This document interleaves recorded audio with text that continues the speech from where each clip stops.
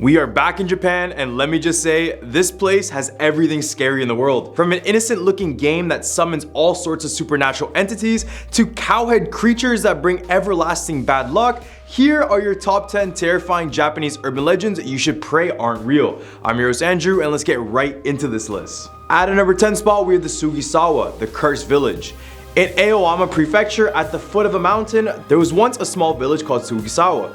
Story goes that one day a man who lived there went completely insane, and he did just that because within a single day, the entire population of the village was completely wiped out. After the incident, the local government made a decision to try and hide the incident, meanwhile erasing all sorts of evidence that the village ever existed. However, despite the efforts of the government, the story of Sugisawa has survived through the memories of the people who lived in the areas nearby.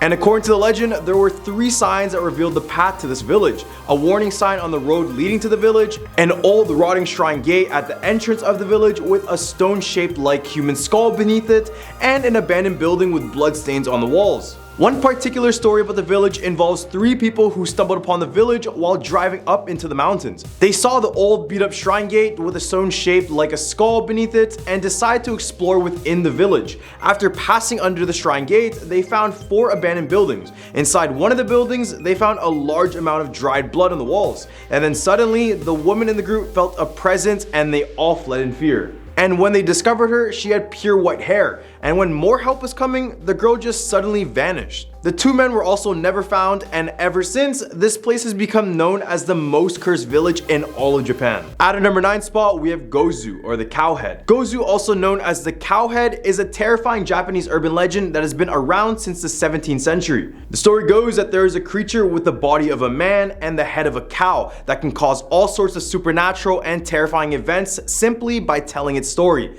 And guess what I'm doing today?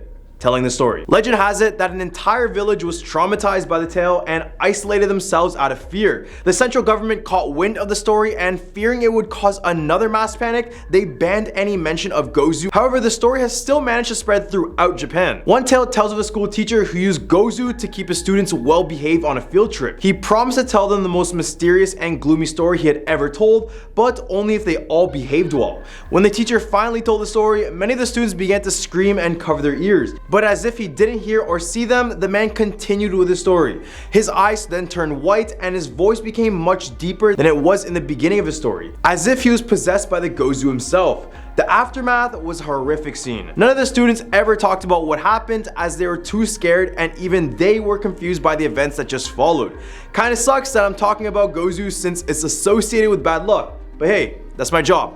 I do it for you guys. Number 8, the corner game. The corner game, also known as the square or 4 corners game, is a popular urban legend game that originated in East Asia, more specifically in parts of Japan and or Korea. The whole purpose of the game is to summon a supernatural entity. So as you can tell, what a great game to play. The origin of the game is unclear, with some sources suggesting it is Korean while others believing it is based on a Japanese story. However, it doesn't really matter. The game requires an empty room and the players must turn off all the lights except for the ones in the room. The players must then stand in 4 corners of the room and face the corner. The speaker counts to 3 and each player moves clockwise to the next person's position. During the ritual, supernatural situations such as an extra person or a missing person are said to occur.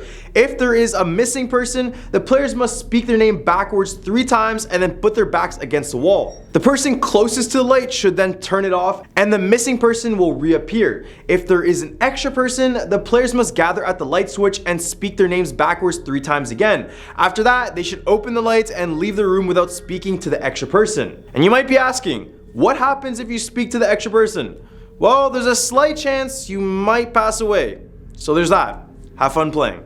At a number 7 spot, we have Yamanoke. In 2007, a creepy story called Yamanoke was posted on 2chan, which is a popular Japanese forum for those who don't know. And as soon as it got uploaded, it quickly gained notoriety all over the site. The story revolves around a white body creature in the mountains that possesses a young girl, and her father is warned that if they don't save her within 49 days, she'll be lost forever. The creature is described as resembling Jamila from Ultraman, and it has since become an urban legend in Japan. And this creature looks like something else. It doesn't have a head, but instead one large human face with a broad grin straight across the chest. And oh yeah, it hops around on one leg. The story takes place in the mountains that border Miyazaki and Yamagata prefectures, particularly on Tashiro Ridge. This area is known for its strange events such as ghostly rumors, UFO sightings, and even a rumored underground military base. It's not surprising that a creature like the Yamanoke would fit right in with all these other oddities reported in this area. So what exactly is a Yamanoke? Some people believe it could be an alien that frequently visits Toshio Ridge, but others think it's most likely a spirit or a kami. Kami are Japanese spirits that inhabit various natural elements, including mountains. They're often associated with Japanese folklore and mythology, and some people believe they have the power to possess humans.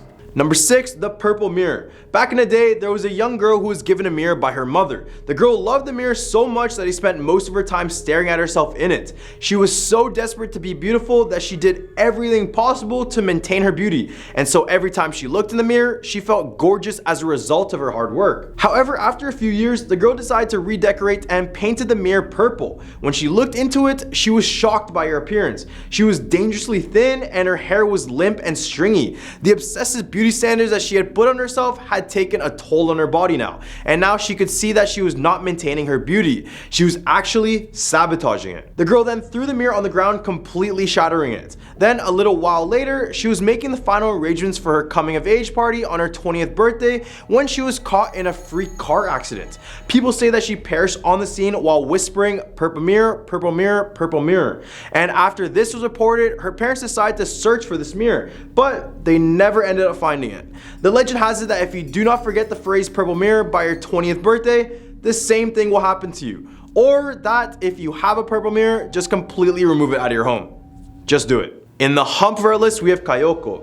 Do you remember her? This was definitely a fear for 90% of y'all. The eerie humming sound combined with the black hair covering the face, early 2000s horror peak at its finest. As many of you know, Kayako is a vengeful spirit who haunts those who enter her home. In the official novel written by Kei Ohishi and based on other Japanese iterations, she spent most of her time with her cat Kuro and was highly antisocial. Then in college, Kayako met Kobayashi and fell deeply in love with him. She marries another one named Takio Saki, the only person who understands and cares for her during this hard time. As time goes by, Kayako begins to have feelings for Kobayashi again, which she writes in her journal. Takio then discovers her journal and becomes obsessed with the idea that Kayako is cheating on him with Kobayashi, or even worse, that their son Toshio might not actually be his. As a result, he violently attacks Kayako, leaving her paralyzed and unable to move, before finally snapping her neck and crushing her throat. So painful and torturous that she becomes an Oliro, a vengeful spirit who haunts those who enter her home. And if you've seen the movies, you definitely don't want to enter her home at any cost because there's nothing good that comes out of it. Number 4, the Onna.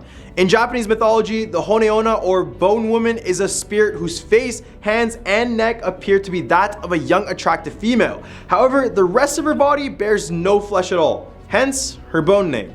It's said that she uses her beauty to seduce unsuspecting men, where she would lure them into a dark, isolated area. I bet these guys are thinking that they're the man, alone in Japan with a pretty girl. However, this is exactly what Onna wants them to think.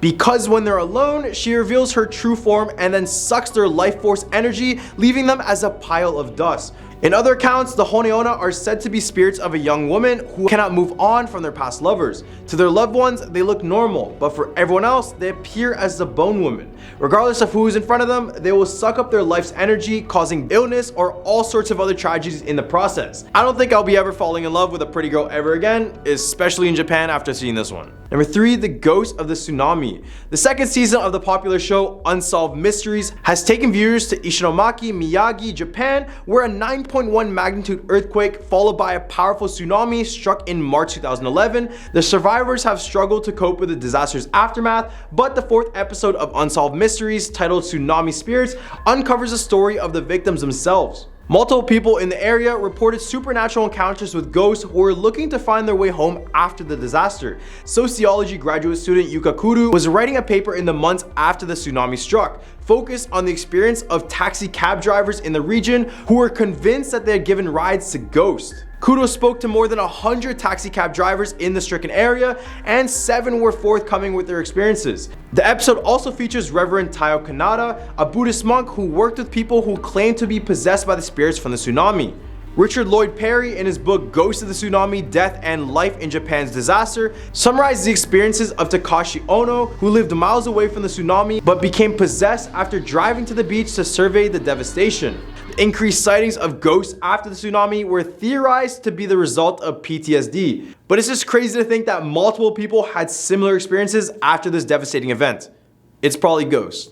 Number 2, the Kune Kune. The legend arose in Japan where sightings of a creature are reported in rice fields or in an open sea. The creature resembles a tall white mannequin made of fabric almost like an inflatable tube man. There's a story where one summer, 2 brothers decide to visit their grandparents in the countryside. They're playing outside when they notice a figure in the distance, wiggling in the wind. But when the wind stopped, the figure kept on wiggling. Curious, the older brother took binoculars to see the figure, but as he did, he stopped breathing and turned blue with sweat running down his entire body. The younger brother asked what he saw, and the older brother responded that, quote, "It's better not to know."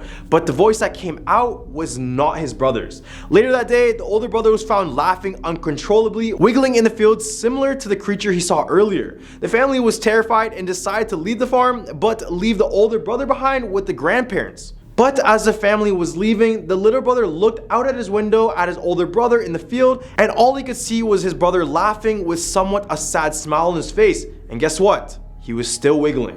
A little while after seeing this, the younger brother would begin to show symptoms of cold sweats and uncontrollable laughter. And as the family moved into the new house, the younger brother would end up in a field wiggling just like his brother. Number 1, the Peko-Chan. Peko-Chan is the mascot of the Milky Candies, but her story is more sour than sweet. The story goes that Peko-Chan was actually based on a young girl who passed away during the 1940s. The legend goes that during World War II, there was a huge food shortage in Japan, and because of this, many people, including women and children, were starving to death. So Peko-Chan's mother decided to cut a piece of her arm off and even offered it to Peko to eat. This is the moment where Peko-Chan discovered how tasty human flesh was. In fact, she had never tasted anything so good in her life. She couldn't resist with just a piece, so she decided to kill her mom and eat her entire body. And ever since, she's been constantly craving human meat, living the rest of her days as a cannibal. In the logo, it said that she keeps her tongue out because she's licking her mother's blood off her cheeks. And if that wasn't enough, the company's slogan is directly translated to "Milky tastes like a mama." Guess I'm never eating these candies ever again, especially if I decide to visit Japan. Well, these are the top 10 terrifying Japanese urban legends you should pray aren't real. What do you guys think about this list? Leave a comment down below with your thoughts and leave some suggestions for some future videos. I'm your host Andrew, and be sure to click like, subscribe, and that bell notification so you never miss a future video ever again. Hope you guys have a scary day.